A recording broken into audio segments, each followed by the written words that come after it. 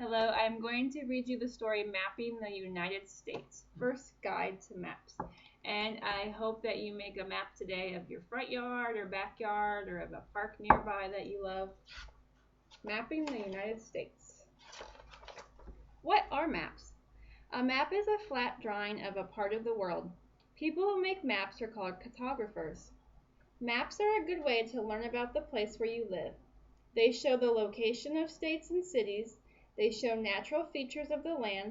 They show how people use the land. This map shows the shape of the land in North America. North America is the continent where we live. Reading maps. Maps have many symbols. Symbols are small pictures or shapes that stand for things in real life. Maps have a key that tells what the symbols on the map mean. So this is a map of the National Zoo, and you start here. So there's a gift shop, and that arrow means go. That's where you start. That's where you pay. And it says this is the key. So if you see the picture of two people, that's a restroom. And if you see a picture of a fork and a knife, that means food court. So you follow the arrow. If you use the bathroom, you go here. Otter Observatory, Water Friends, Penguin Island, African Adventure. You walk along this path, go to the petting zoo, Moose Lodge, Flamingo Walkway. If you want to get something to eat, you stop right here. See the key with the fork? There's the Gator Bayou, Birds of Prey, Australian Adventure. And there could be a place you want to go to first. Say you want to go see the Australian Adventure first. You just follow the arrow and go up. And then you want to go to the Moose Lodge, you go up that way. Maps have a scale. A scale looks like a ruler. It can be used to measure the distance between things on a map. Maps have a compass rose. This feature looks like the face of a compass, and it shows the cardinal directions that are north, south, east, west. So when you get a little bit older, in your older grades, you'll learn more about that. Political maps show the location of countries. A political map of the United States shows states and their large cities. Do you remember where we live? Right here, Arizona.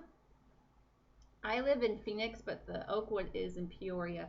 So I just have to drive right up the street, up through Cactus, over to Sweetwater, just over to Oakwood.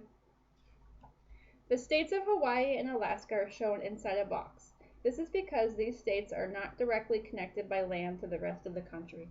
So I lived in Hawaii for a little bit, not too long, but we used to fly over there. You can't drive. I was in Honolulu. Physical map of the United States. A physical map shows the natural features of the land, such as mountains, lakes, and rivers. Many physical maps use symbols that look like these features.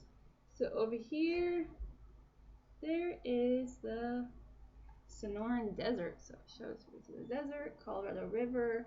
So it's showing the rivers and the mountains and the deserts. Some physical maps show specific places.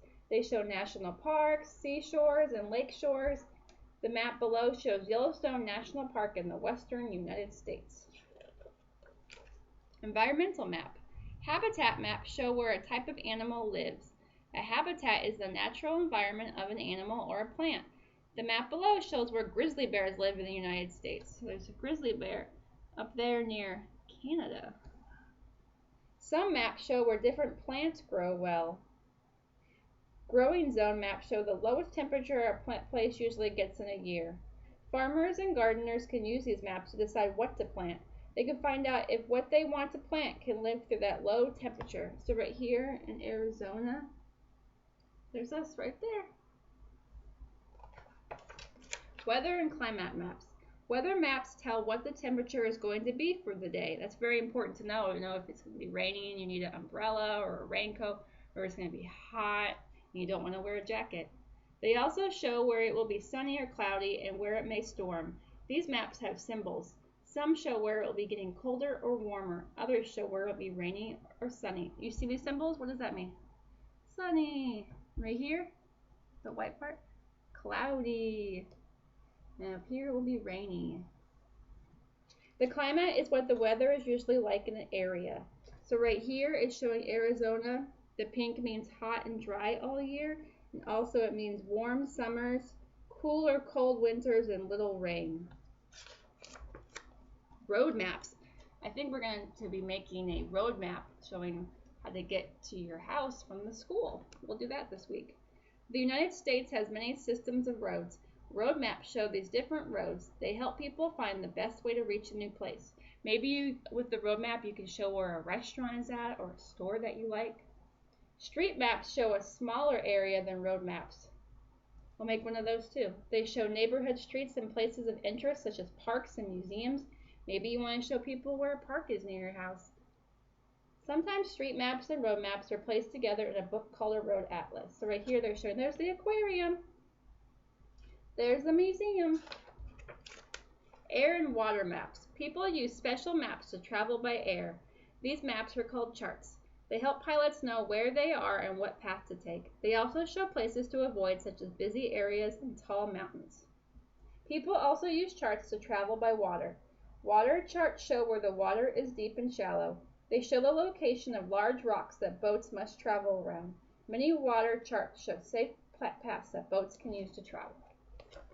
Maps about people. Some maps tell information about people. Land use maps show how people use the land. People use the land to farm and to graze animals. So over here where we live, they're growing corn. And over there in Arizona. They also use the land to grow trees or make goods. The United States government makes many maps about people. The government counts all the people in the country every 10 years. Then it makes maps to show how many people live in an area. This is known as the U.S. Census. Same thing with like our classroom. We always want to find out how many kids are in our classroom. So we had 16, so that's taking a census of the classroom. The United States government also makes maps about businesses and farms. The map below shows the number of acres used to grow corn in the United States. So we don't have as much in Arizona. There's a lot over here. Like in the Midwest over here. Maps about history. Maps can tell about a country's history. They can show old borders between countries, places where battles were fought, or paths that explorers took to reach a new place. The map here shows the 13 colonies in North America. These colonies became the first 13 states of the United States. Remember we were talking about pilgrims and how they had to go different places? It's kind of like that. Historical maps show changes in a country. Some show when different states joined the country or where important events took place. The map above shows when the United States bought a lot of land from the country France. This was known as the Louisiana Purchase, and you'll learn more about that as you get older. Making maps. Cartographers used to make maps with pen and ink. Today, most maps are made with computers. When we make our maps, we're just going to make them on paper. Today, you can use a computer to view maps of areas as small as your street and as large as the world. Computers make maps easier to use than ever. People can use the internet to create road maps for travel. People can also use the internet to see a map of their home or neighborhood. No matter how maps are made, they can help you learn many things about your country. It's like when your mom or dad or someone uses a map to get different places that they're not familiar with. So right here it says map collection. Look through a newspaper and cut out every map you see.